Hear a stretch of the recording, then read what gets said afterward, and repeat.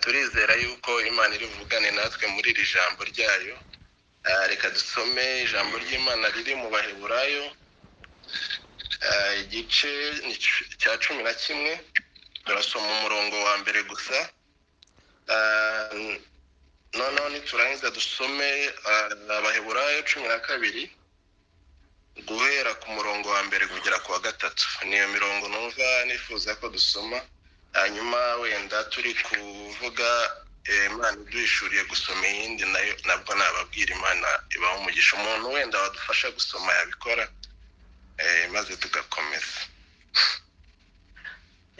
Abaheburayo 11 n'umurongo wa mbere gusa uravuga ngo kwizera ni ukumenya rwose ibyiringirwa udashidikanya ko bitazaba, kandi niko kuduhamiriza ibyo tutareba ko ari iby'ukuri. Amen.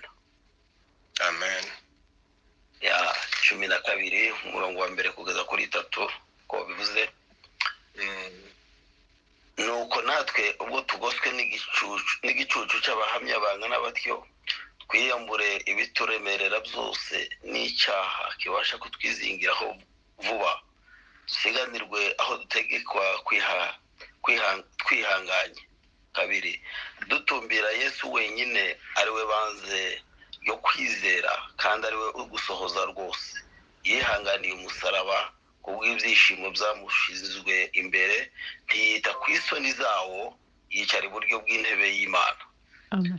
Kuko nuko muzirikane uwo wihanganiye ubwanzi bw'abanyabyaha bukomeye butyo, kugira ngo mudacogora mukagwa isari mu mitima yanyu. Amen. Amen. Amen. Amen. Urakoze cyane. Imana ibaho umugisha.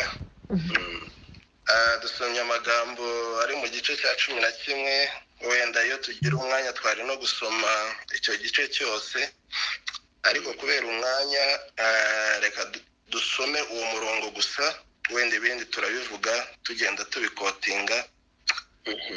Ijambo ry'Imana riratubwiye ngo kwizera ni ukumenya rwose ibyiringirwa udashidikanya ko bitazaba, kandi niko kuduhamiriza ibyo tutareba ko ari iby'ukuri. Amen. Amen. Muri iri jambo hari amagambo 2 cyangwa 3 nakuyemo agize ijambo kwizera. Ijambo irya mbere ni ukumenya. Haleluya. Amen. Amen. Ntabwo ushobora kwizera ikintu utazi, ntabwo ushobora kwizera uwo utazi. Imana ishimwe cyane. Amen. Amen. Ijambo rya kabiri ni ibyiringiro.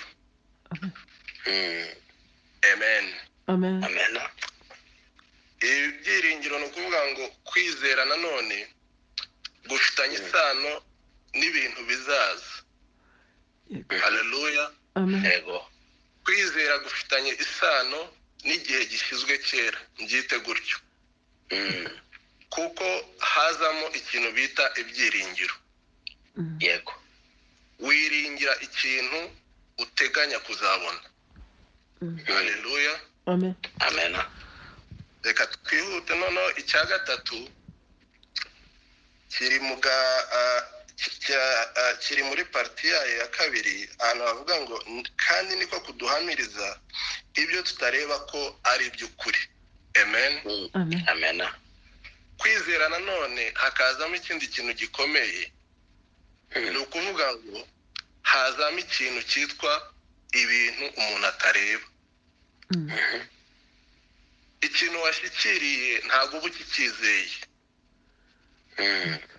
Haleluya. Amen. Amen. Niyo mpamvu hazamo icyo kintu cyitwa ibyiringiro, kubera yuko ni ibintu bishyizwe kera wumva wiringiye kuzabona, utarabona, utarafata, wiringiye, wizeye, ushikamijeho umutima. Imana ishimwe cyane. Amen. Amen. Amen. Amen. Reka dusimbuke ku mirongo yindi twasomye igice cya 12. Haravuga ngo nuko natwe ubwo tugoswe n'igicucu cy'abahamya bangana batyo, twiyambure ibituremerera byose n'icyaha kibasha kutwizingiraho vuba. Tasobanura uyu murongo. Iriya mirongo y'igice cya 11 ivuga abagabo bo kwizera, ivuga ba Aburahamu, ivuga ba Mose, ivuga abagabo bo kwizera, ukuntu Imana yakoze ibitangaza muri Isiraheli ikura abanyayisiraheli mu gihugu cya Egiputa. Imana ivuga abagabo bo kwizera tuzi mu isezerano rya kera. Noneho imaze kubavuga bose igeraho iranavuga ati se igihe cyandenga. Haleluya. Amen. Ati tuvuze ibya Samusoni, tuvuze ibya Gideyoni. Haleluya. Amen. Yego. Amen.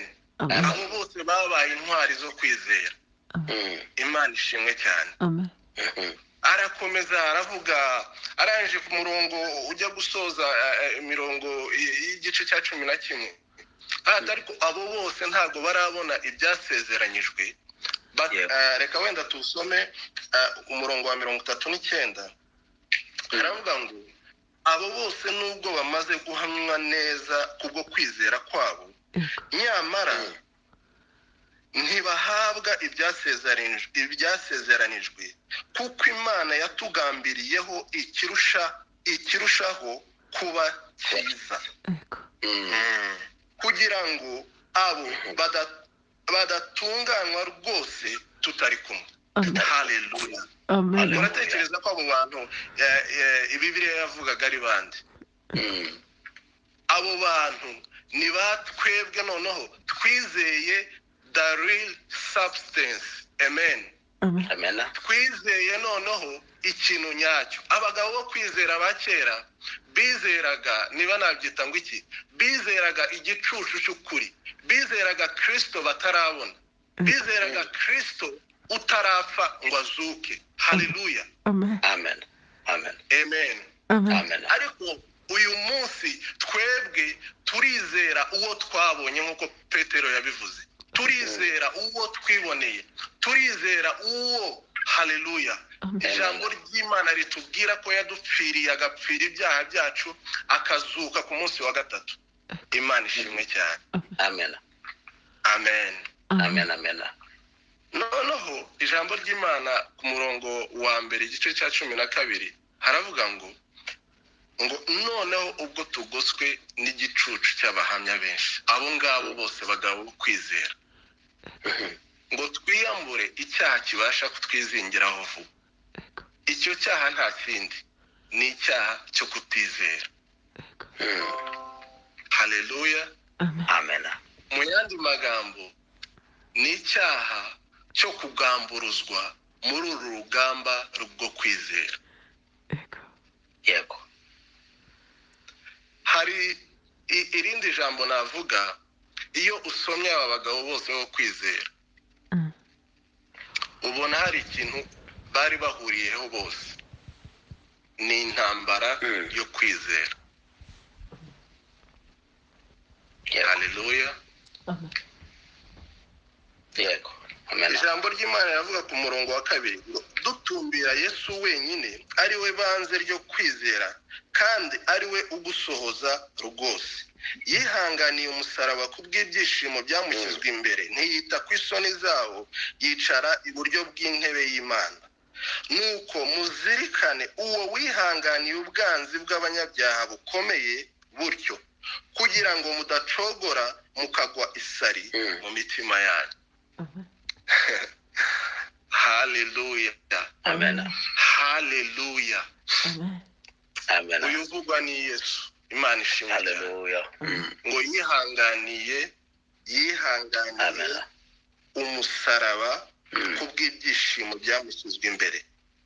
Ngiye gutinda ku ijambo rivuga ngo nuko muzirikane uwo wihanganiye ubwanzi bw'abanyabyaha bukomeye buryo.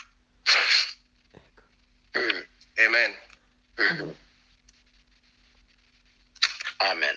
Noneho ubu narindi gukora introduction, reka tuganire ku ijambo ry'Imana Imana yashyize ku mutima wanjye n'ubundi bijyanye n'ibi byanditswe. Tubonye yuko mu kintu bita kwizera harimo element y'intambara. Aba bagabo bose barwanya intambara. Numvise Imana ishyira ku mutima wanjye kuvugana n'umuntu hari ikintu Imana yashyize ku mutima we gishyize kera. Haleluya. Amen. Cya kindi gituma yiringira. Cya kindi iyo akibonye yuzura ibyishimo, nk'uko ijambo ry'Imana ritubwiye ngo Kristo ngo yihanganiye umusaraba kubera ibyishimo byari bimushyizwe imbere. Cya kindi areba mu maso y'umwuka akavuga ati wow, mbega ikintu cyiza, iki kintu ndumva nshaka kugisingira. Ibyiringiro bikamudrivinga, ibyiringiro bikamusunikira gukomeza aganaho icyo kintu kiri. Yego. Icyo kintu ntabwo arakibona, kuko iyo aba yarakibonye ntabwo aba akizereye, ntabwo aba akiringiye. Ariko icyo kintu umuntu ufite ishusho ngari abona imbere, ariko itaraba, irenze ubushobozi bwe, irenze imbaraga ze, irenze ibyo ashobora gukora, irenze ibyo amashuri ashobora kumuprovidingira, irenze ibyo ibintu ibyo ari byo byose. Amen. Amen. Ndashaka kugira ngo ndumva Imana yanyoboye kuri uwo muntu umeze gutyo, ufite ikintu yiringiye mu by'ukuri. Haleluya. Amen. Noneho Imana iramishurira muri aya magambo, uwo muntu agira abantu babiri muri urwo rugendo. Amen. Amen. Ndaza kubavuga mu rurimi rw'umubiri, ariko ndaza kubisobanura tuze kugira aho duhurira bigaruke mu buryo bw'umwuka. Uwo muntu agira abantu babiri, ubwoko bw'abantu babiri. Agira abantu beza cyangwa umuntu mwiza, akagira n'abantu babi cyangwa umuntu mubi. Abo ni abantu babiri Imana yamishuriye uburyo ki bagenda baherekeza uwo muntu kugeza igihe cya kintu yabonye, cya kintu areba mu kwizera, kugeza igihe agishyikiriye. Imana ishimwe cyane. Amen. Reka tuvuge ku muntu mwiza. Abantu muri uru rugendo rwo kwizera, kubera n'ubundi ari urugamba, nta muntu udakenera umuntu ku rugamba umusapotinga. Yego. Imana ishimwe cyane. Amen. Umubwira amagambo amukomeza, umubwira amagambo amusunika, amujyana imbere. Umuntu ureba viziyo y'uwo muntu akamushyigikira, agakomeza amusunika kugira ngo agere kuri iyo viziyo. Yego. Imana ishimwe cyane. Amen. Noneho reka mvuge kuri uwo muntu gakeya, wenda ndaza kuvuga no kuri uwo nguwo. Imana irabinshoboza, turebe balance y'abo bantu bombi. Noneho Imana imishurira ngo umuntu ufite iyo big picture muri we, uwo muntu ufite ikintu yumva atumbereye kuzageraho, aba afite abantu nk'abo ngabo beza bamushyigikira. Yego. Ariko birasaba we, nubwo afite uwo muntu w'inshuti mubiri, ndavuga umuntu mubiri, uwo muntu mubiri nubwo amufite, nubwo afite babiri cyangwa batatu bashyigikiye iryo yerekwa rye, biragomba kuba afite inshuti ikomeye cyane yitwa Mwuka Wera, iyo n'ubundi ituye muri icyo gisate cy'umwuka, kuko n'ubundi ntago yizeye ibintu, ntago kwizera kwe n'ubundi kuri mu bidafatika. Ariko kwizera ntago bisobanuye ngo ntago gufatika, kuko Bibiliya iravuga ngo ni igihamya. Mu Cyongereza baravuga ngo ni substance. Substance ni ikintu gifatika. Ni ukuvuga ngo iyo picture uba ureba imbere ibifatika, ariko kugira ngo uyigereho ugomba gukorera mu isi y'umwuka. Imana ishimwe cyane. Yego. Haleluya. Amen. Noneho umuntu mubiri uri bushyigikire iryo yerekwa, uwo muntu mwiza uri buze kugufasha kugira ngo ugere kuri iryo yerekwa, kuko turabakeneye. Imana iramishurira ngo ubwo nari mvuze icya mbere, ugomba kuba uri umuntu ufitanye ubucuti budasanzwe n'Umwuka Wera mu buryo buhoraho, kugira ngo akomeze kwigishe, kugira ngo akomeze aguhishurire, kugira ngo akomeze we niwe ugukomeza kurenza n'uwo muntu. yego ariko si we nshaka gutindaho, ndashaka gutinda kuri uyu muntu. Umuntu ndavuga mubiri. Noneho uyu muntu mubiri mwiza ugushyigikiye, reka musobanure muri ubu buryo. Muribuka igihe Petero Yesu ari kumwe n'abigishwa, arababaza se mutekereza ko abantu banyita nde? Abigishwa bandi baramubwira ati turatekereza ko witwa nako, abantu bavuga yuko uri Yeremiya, bavuga yuko uri Eliya, bavuga yuko uri Yohana Umubatiza. Ariko arangije abahindukira, se mwebwe noneho, mwebwe twagendanye, mwebwe b'inshuti zanjye, mwebwe bantu beza, mu yandi magambo, haleluya, amena, mwebwe mutekereza ko ndinde? Noneho umwe muri bo Imana ishimwe cyane, yego umwe muri 12 aba ari uhishurirwa neza neza big picture uwo mwami Yesu afite.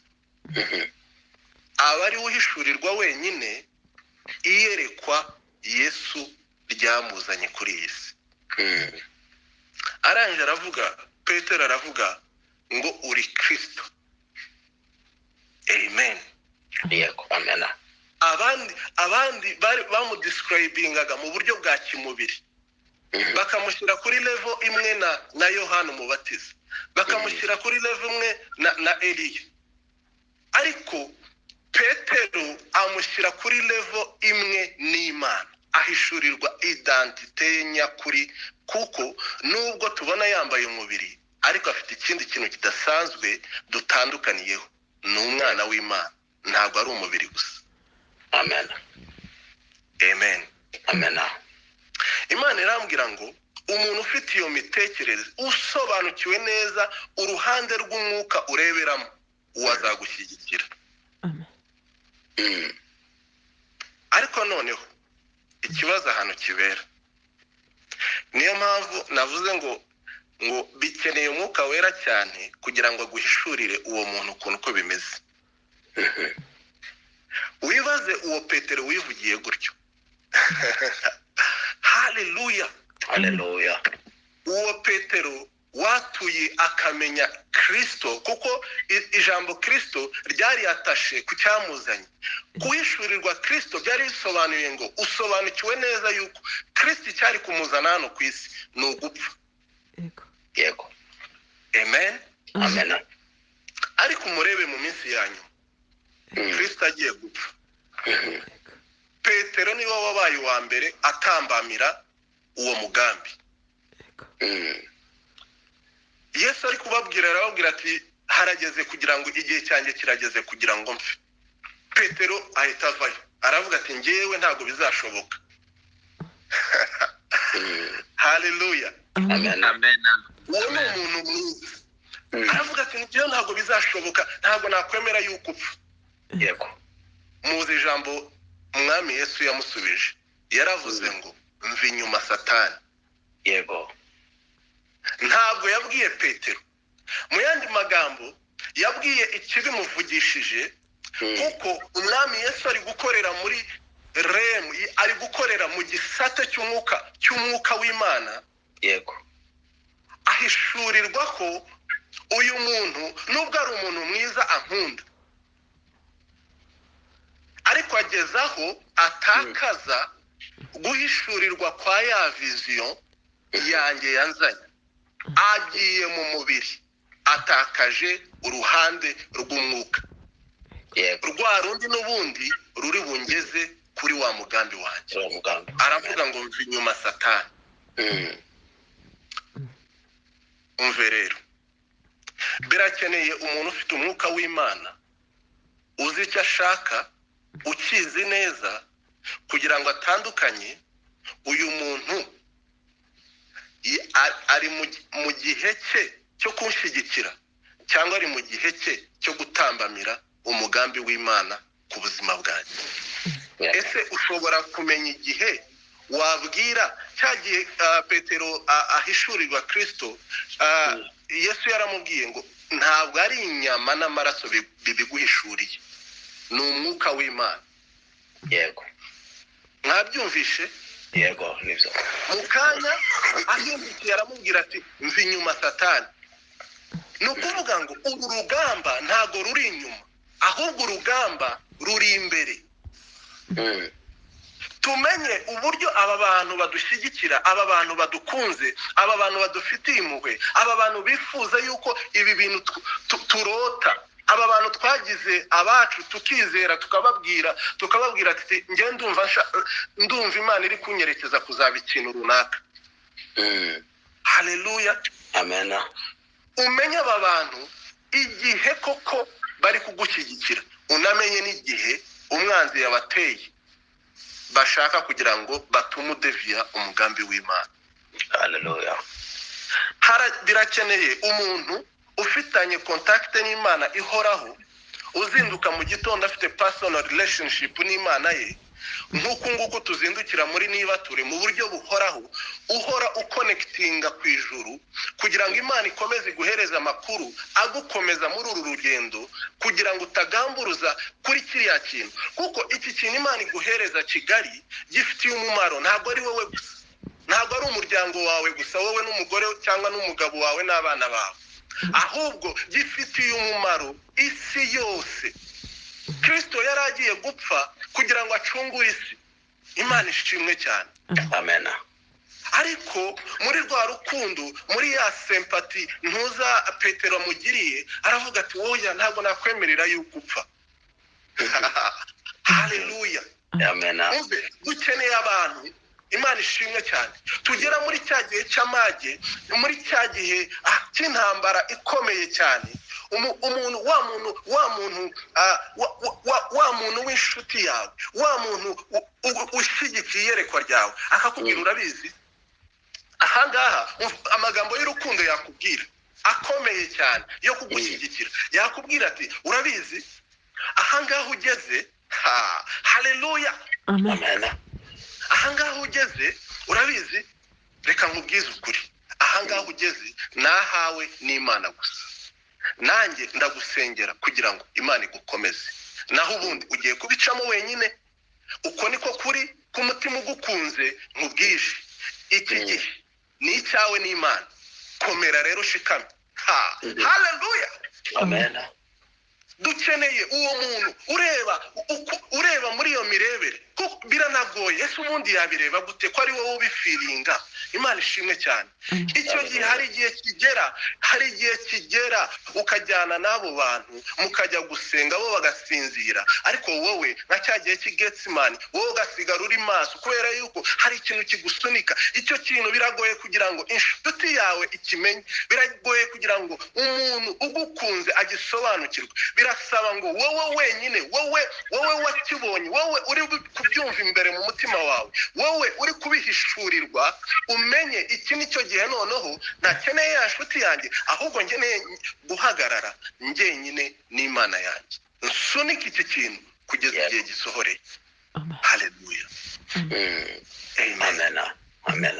Birakeneye umuntu ufite guhishurirwa, birakeneye umuntu ufitanye ubusabane n'Imana, guhishurirwa, kumenya ngo uyu muntu w'inshuti yanjye ese ari mu gihe cyo kumfasha cyangwa ari mu gihe cyo kurwanya umugambi w'Imana, atawurwanyije kubera yuko akwanga, ahubwo yarurwanyije muri pretext yuko agukunze cyane, adashaka kubabara. Kandi nyamara uru rugamba Kristo yaravuze ngo persecution yo ntaho muzayicikira. Haleluya. Amen. Dusobanukirwe remu y'umwuka, dusobanukirwe uku kwizera dufite, ukwizera twahawe. Kandi ikintu kinezeza, ikintu kinshimisha, nubwo wumva bikomeye gutyo, ariko kubera ibyishimo biba bidushyizwe imbere, iyo persecution, ubwo bubabare butuma usunika, butuma inshuti zikuvaho, ubwo bubabare. Haleluya. Haleluya. Wumva aho kugira ngo ugamburuze, amen, aha niho bikomereye, aho kugira ngo ugamburuze, oya ntabwo ndi bugamburuzi kuko iki kintu ndeba gifite umusaruro urenze umunezero w'akanya gatoya wo kuvuga ngo mbivuyemo. Imana ishimwe cyane. Amen. Reka wenda reka ne gutinda kuri uwo muntu mwiza, reka njye ku bantu twita ngo ni babi. Haleluya. Haleluya. Wa wundi noneho ubwire iyerekwa ryawe uvuga uti uyu muntu rwose namubonye ndabona yanshyigikira, reka mubwire iyerekwa ryanjye. Wamara rero kubimubwira akahita sasa kubera nk'abavandimwe ba Yosefu. Ati ngaho rero kwiyemera gusa. Ubwo rero urashaka kutubwira yuko uzatuyobora. Kwiyemera ubwibone gusa. Akamera nk'abavandimwe ba Dawidi ari kubaza amakuru y'igihanda kibamereye nabi cyabatesheje umutwe, bananiwe kumurwanya, ariko umwana wuzuye umwuka wera afite guhishurirwa, ari kubona igihanda akakibirebera mu maso y'abarwanya Imana, mu gihe bo badafite ayo maso. Arashaka kugira ngo abatabare akoreshejwe n'ibyo abona imbere muri we, kuko bafitanye ubusabane n'Imana. Ariko abandi bakumva atangiye gutera iyo ntambwe yo kwizera, bagatangira bakavuga ngo reka turakazi n'ubundi kariyemera. Ati subira mu butama bwa so. Yego. Abo bantu babisasa byanangaje kureba ko Imana yambwiye ngo aba bantu babi, abo twita babi, bafite uruhare runini cyane mu gusohora k'umugambi w'Imana kurenza abo twita ngo n'abantu beza. Amen. Imana iranyigisha irambwira ngo twige kubana nabo. Haleluya. Amen. Petero nubwo yari umuhirimbanyi wakundaga Kristo Yesu, aho rwari rukomeye, yaramutabye mu nama, yaramukoreye ishyano. Ariko reba Yuda uzwiho kwiba amaturo.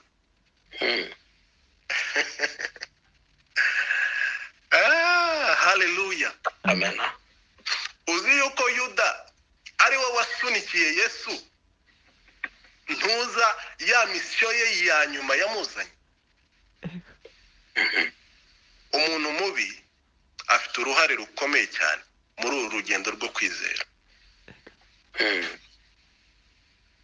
Abantu beza batendinga cyane kutugirira impuhwe ku buryo batubabarira mu rugamba, mu ntambara duhura nazo zo kwizera, kuko haba harimo intambara.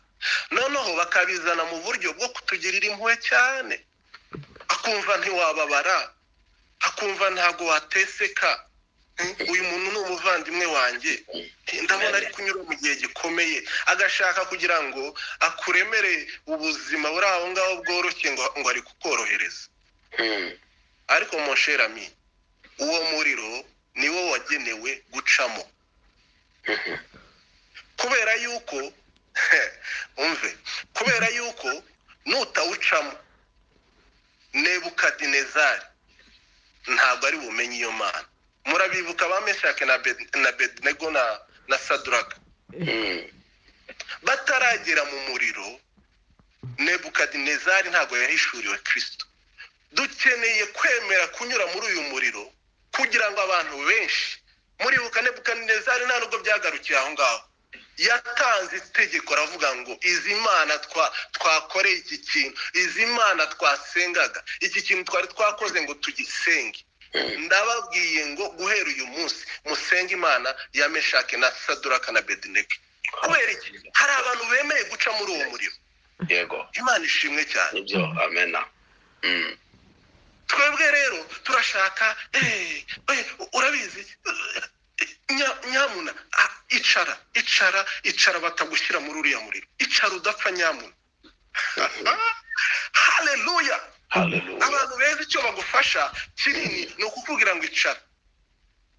reka kwibabaza wica muri iyi nzira iragoye irimo inzitane nyinshi.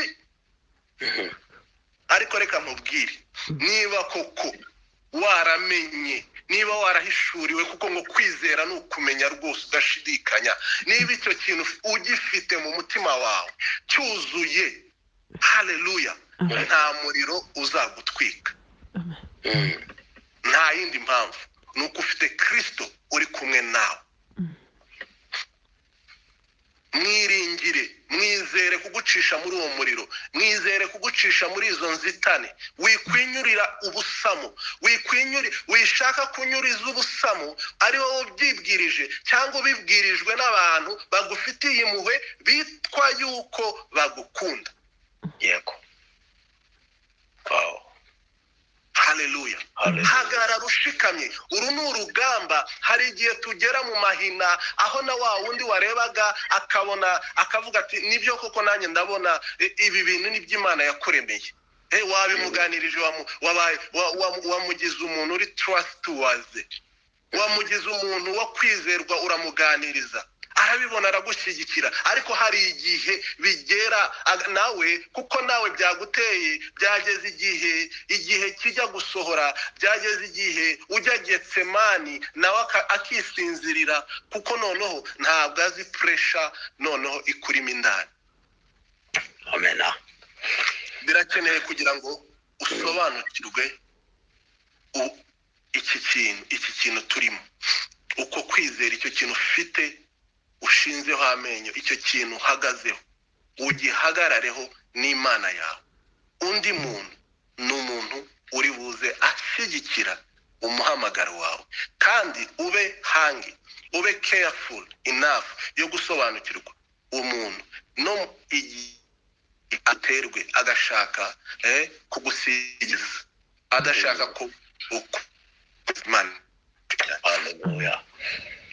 Narindi kuvuga kuri aba bantu,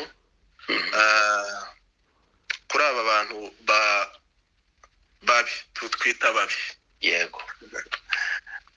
Imana yanyigishije irambwira ngo kubera pressure y'aba bantu batwita ngo turabibone, atwita ngo urabona ibyo bintu utekereza, kuko urabona ikintu nk'icyo ngicyo kiba kirenze ubushobozi bwawe. Nawe mu by'ukuri usibye kwizera, ugiye mu mubiri wabona kidashoboka. Haleluya. Amena. Abo bantu rero baratsinda kubera yuko we atari gukorera mu gisate cy'umwuka, aratsinda kukubwira ngo uri umwibone.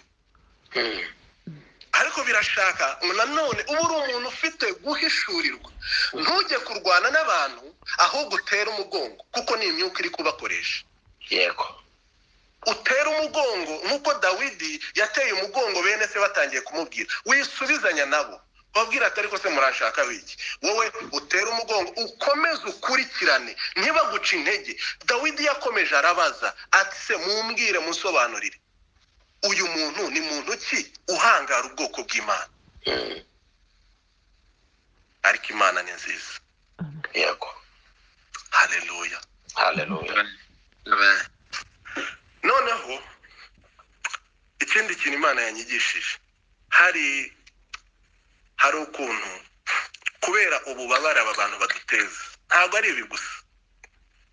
Dawidi murabizi yamaze kwica Goliyati, abacelebre, abantu bakunze, kuko urumva bakuyeho igitutsi, abakuyeho igisuzuguriro, arabafashije, Imana iramukoresheje, ibitangaza birabaye, cya kibazo cyari kibari imbere kivuyeho. Yego. Ariko reba ibyaje kubaho. Sawuli aho kumufata mugire umuntu w'agaciro, umuntu mbese amugira umugaba w'ingabo, nubwo yabimugize, ariko nyuma bikaba ibindi, Imana ishimwe cyane. Hamufate nk'umuntu koko, nk'ukuboko kwe kw'iburyo, nk'uko Farawo yafashe Yosefu, kubera abona umwuka w'Imana umuriho, ahubwo adevelopa ikintu cy'ishyari. Abo bantu babi akenshi baza muri icyo cyerekezo, baza bakugiriye ishyari. Niba batakwisa umwibone, barakugirira ishyari kubera yuko baratekereza ngo nuba biriya uzabakandagira, uzaba undi muntu, uzabarengaho, ibintu nk'ibyo. yego Noneho abo bantu barababaza, kandi igitangaje iyo nabirebye neza, iyo ndebye muri Bibiliya, abo bantu bitwa abanzi ubundi amambere ntago baba ari abanzi mu by'ukuri, ntacyo bapfa nawe. Iyo utagira iryo yerekwa mwari gukomeza mu kabana rwose, ariko kubera iryo yerekwa bahita badevelopa ikintu cy'urwango, nabo nyine baba badasobanukiwe kuko n'ubundi ni umwuka, ni Satani uba uri kubakoresha. Noneho bagatangira bakakurwanya. Abo bantu rero nk'uko nari mbivuze ntabwo bari abantu bakure. Sawuli na Dawidi ntabwo bari batandukanye cyane, kuko ubu noneho yaranamuririmbiraga abadayimoni bamuteye cyane, bari hafi, yewe yari n'umukwe we. Dawidi yari umukwe wa Sawuli. Imana ishimwe cyane, yari afite umukobwa, urumva bari closed. Yosefu abavandimwe be nibo batangiye kumuteza biriya bibazo, bamugurisha bashaka no kumwica kubera ikintu yahishuriwe. Mbere ntacyo bapfaga, ariko kuko yabahishuriye inzozi yagize batangira kumugiraho ikibazo. Ubu se mvuge ngo umwanzi wawe ashobora kuba uwo mu muryango wawe, reka ibyo tubireke. Sabo gusa, Imana ishimwe cyane, Bibiliya yuzuyemo ingero. Yuda Isikariyoti yari umuntu umunyakigega wa business ya Yesu, mbyite gutyo. Yari umuntu uri closed ye, ariko niwe wamugambaniye. Abo bantu rero bose tubafatiye hamwe n'abanzi, ariko ubundi ntabwo ari wowe banga. Ubirebye neza banga cya kindi kikurimo. yego Noneho Imana iramishurira irambwira iti aba bantu ba playing a part ikomeye cyane, ndetse kurengana ya indi y'abakunzi. Noneho ariko abakristo iyo tubaye deconnecte ku mwuka w'Imana ngo akomeza duhishurire cya kintu, ikintu kitubaho ni iki? Ducreatinga urwango kuri ba bantu, tugatangira kubarebera mu buryo bw'umubiri. Uyu muntu aranyanga, runaka aranyanga, kandi ubundi umva ukuntu bibabaza. Ntabwo yarakwiye kunyanga kuko ni umuntu wanjye, ntabwo yarakwiye kunyanga kuko ni umuntu ubundi wanjye, ni umuntu nagiriye neza. Ugatangira ukikonsora gutya, ariko ni gute umuntu nafashije, ni gute umuntu nagiriye neza, ni gute umuntu nakoreye ibi n'ibi, ni gute umuntu tuva inda imwe, ni gute umubyeyi wanjye yankorera ibintu nk'ibi. Ariko reka nkubwire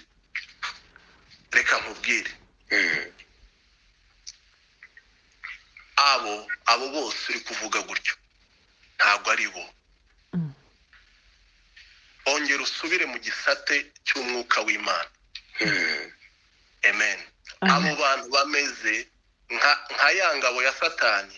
Imana yemeye yuko igera kuri Paulo ikajya imukubita ibipfunsi kugeza igihe arabisengera inshuro zingahe, abisengera bisaba Imana, ariko Imana ikamubwira ati hoya ntabwo ndi bubikureho.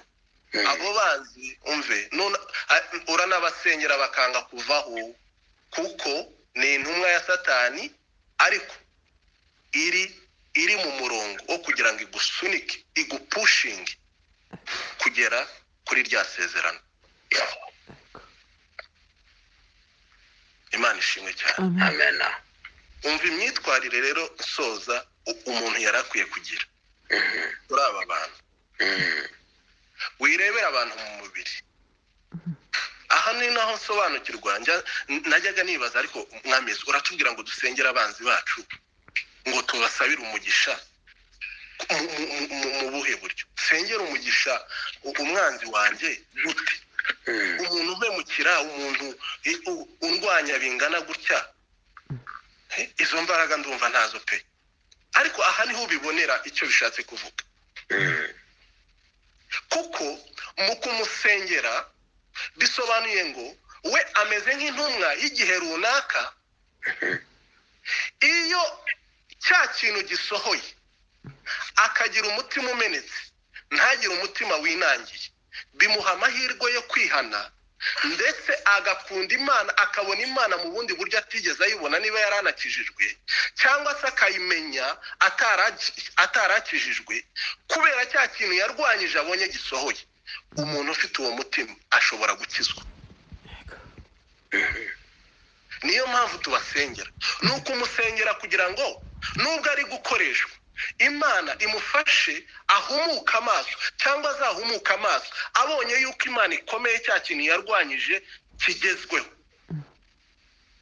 ahindukirira Imana yizere. Noneho uyu muntu, iyo n'ubundi icyo kintu n'ubundi kiba kiri bugerweho ku muntu ushikamye, ariko n'ubundi nubwo wamusengera, haleluya, nubwo wamusengera uwo muntu agakomeza akinangira, uzi ikimubaho? Imana ikora icyo bita kuguhorera. Si wowe umuhitana, si wowe umuteza ibyago, Imana niyo ibyikorera. Kubera iki? Yavuze uwasizwe, yarwanyije uwasizwe, none yananiwe guhinduka, araza kwiyahura nka Yuda. Ariko hari undi wihana nka Nebukadinezari. Amen. Imana ishimwe cyane. Amen. Noneho rero Imana irambwira ngo abakristo dukureho urwango rw'abantu bitwa ngo ni babi. Tumenye ngo bari gukoreshwa. Haleluya. Amen. Kandi umve rero role ikomeye cyane abo bantu bakora. Aba bantu muri cya gihe cy'amahina nibo basunika umuntu kugera, usibye no mu gihe cy'amahina, nibo basunika umuntu. Reka nkubwire, iyo ufite pressure, iyo ufite ikintu kikugarije kiri gucalenjinga uwo muhamagaro wawe, ujya mu bihe bidasanzwe byo gusenga. Bigusunikira gusenga, bigusunikira gushaka Imana kurushaho. Uko uyishaka kurushaho niko wuzuzwa imbaraga, niko wuzuzwa amagambo Imana ikubwira, agukomeza, aguha imbaraga, gutera imbaraga kugira ngo ukomeze ugere kuri cya kintu cyane. Amen. Imana ishimwe cyane. Ndashoje, reka twongere dusomere ijambo. Umurongo, igice cya 12, umurongo wa 2 n'uwa 3. Ndatinda kwa 3, nako singutinda ariko niwo nshaka kuvuga. Dutumbira Yesu wenyine ari we banze ryo kwizera, kandi ari we gusohoza rwose. Yego. Yihanganiye umusaraba kubw'ibyishimo byamukizwa imbere, ahubwo no binashakaga. Amen. Yita ku isoni zawo, yicara iburyo bw'intebe y'Imana. Amen. Amen. Amen. Kankubwire mugenzi wanjye, ufite ikintu ureba imbere, nukuri nudacogora nta kabuza kizasohora. Amen. Ariko umenye ngo ni urugamba. Uru rugamba rurimo abantu babiri. Biragusaba kugira ngo uri connecte ku mwuka wera, umenye gutandukana imyuka yabo, ni iki kibakoresha, umenye ugushyigikira, umenye n'uwo mwanzi ukuntu umwitwaraho.